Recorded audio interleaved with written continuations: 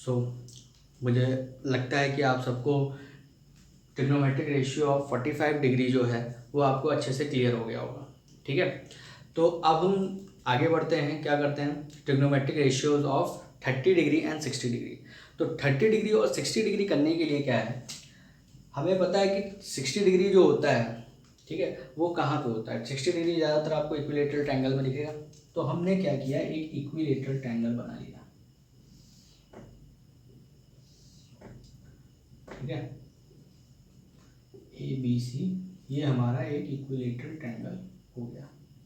Equilateral triangle की property आपको पता ही है, सारी साइड्स इक्वल, सारे एंगल 60 डिग्री। ठीक है, तो ABC हमारा इक्विलेटरल ट्रायंगल हो गया। अब यार ये सारी साइड्स इक्वल है, तो अगर हम 60 है तो अगर हम ऊपर से कोई एंगल बाइसेक्टर वो होता है जो कि आपके एंगल को दो इक्वल पार्ट्स में डिवाइड करता है। और अगर ये क्या है, ये हमारा क्या होता है, ये होता है वर्टेक्स। ठीक है, वर्टेक्स एंगल होता है। ठीक है, ठीक, वर्टेक्स एंगल। और वर्टेक्स एंगल से क्या होता है कि अगर वर्टेक्स एंगल से हम किसी भी साइड पर परपेंडिकुलर ड्रॉ करते हैं, क्या करते हैं, परपेंडिकुलर ड्रॉ करते हैं, तो वो क्या करता है, यहाँ से अगर हम परपेंडिकुलर ड्रॉ कर रहे हैं, ठीक है, तो वो हमारी अपोजिट साइड्स को, सॉरी, तो ये हमें क्या करता है, हमारी अपोजिट साइड को 2 इक्वल पार्ट्स में डिवाइड कर देता है।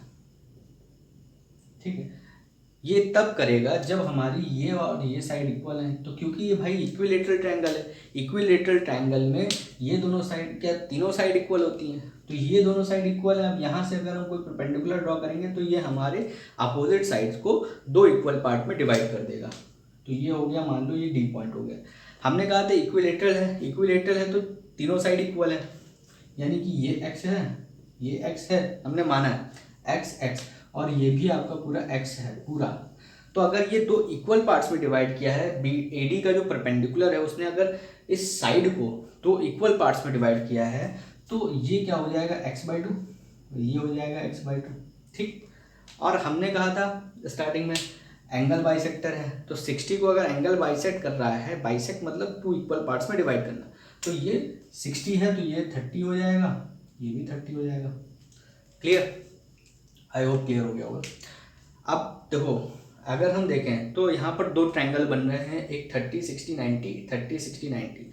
अब हमें निकालना क्या था भाई, हमें निकालना था, तुम्हें 2 एंगल्स हैं 30 और 60, उनके ट्रिग्नोमेट्रिक रेशियोज निकालने थे। ट्रिग्नोमेट्रिक रेशियोज निकालने के लिए, किसी भी ट्रायंगल का ट्रिग्नोमेट्रिक रेशियो निकालने के लिए हमें 3 साइड्स पता होनी चाहिए। एक पता है x, एक x/2, तीसरी पाइथागोरस, यार पाइथागोरस से निकल जाएगा। ठीक है, तो पाइथागोरस लगा देते हैं, फिर लगाएं तो देखते हैं क्या आएगा। AB का square is equal to, AB का square is equal to BD का स्क्वायर प्लस BD का स्क्वायर प्लस AD का स्क्वायर। ठीक, BD का स्क्वायर प्लस AD का स्क्वायर, BD हो गया x/2 यानी x²/4, x²/4 हो गया।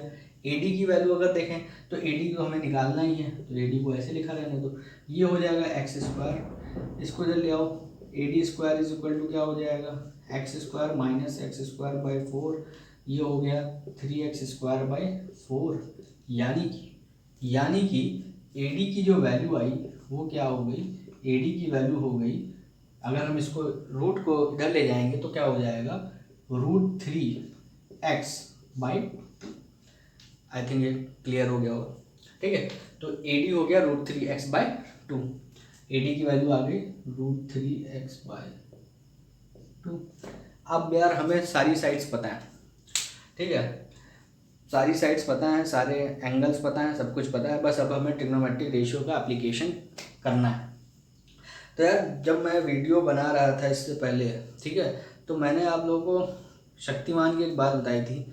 क्या बताई थी, छोटी छोटी मगर मोटी बातें। मोटी बातें क्या हैं कि अगर हम जिस एंगल को ले रहे हैं, मान लो हम इस एंगल को ले रहे हैं, ठीक है, तो इस एंगल को लेने का मतलब क्या है कि इस एंगल से इस एंगल के जस्ट सामने वाला हाइट हो जाएगा और 90 डिग्री के जस्ट अपोजिट साइड वाला हाइपोटेनस हो जाएगा, बाकी जो बचा वो बेस हो जाएगा।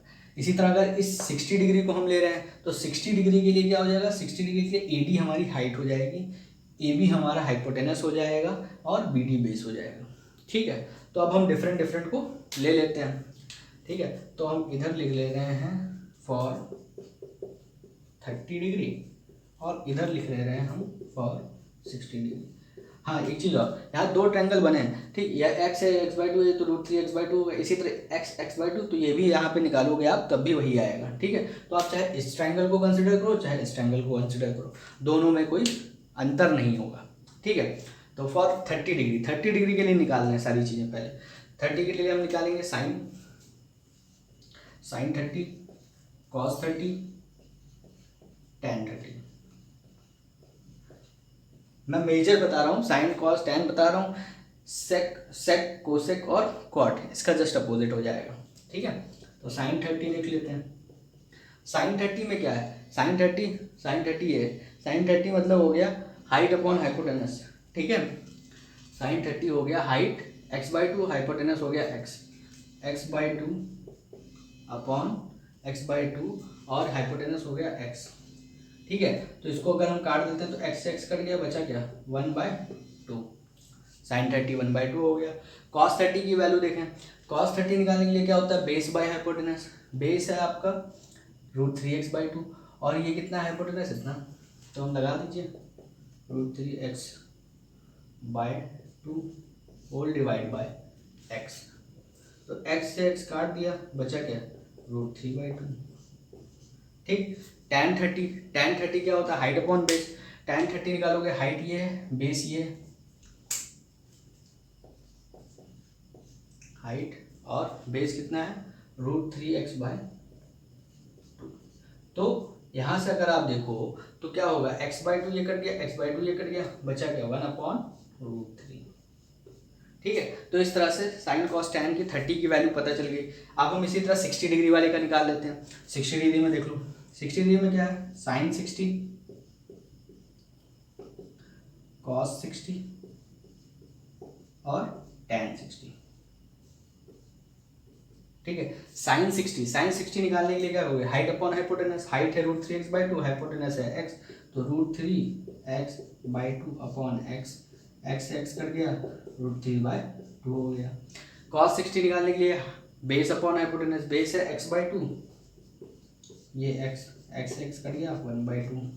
ठीक है, tan 60 निकालने के लिए हाइट अपॉन बेस, हाइट कितनी है आपकी tan 60 के लिए, हाइट है √3x/2 और अगर हम बेस देखें तो वो है x/2, तो x/2 कट गया, √3 आ गया। ठीक है, तो इस तरह से बेसिकली हम सारे ट्रिग्नोमेट्रिक रेशियोज आराम से निकाल सकते हैं। डेरिवेशन है एक तरह से ये पूरा, कैसे आए वैल्यूज कैसे आए, तो हम कोई भी ट्रायंगल लेके इस चीज़ को प्रूव कर सकते हैं।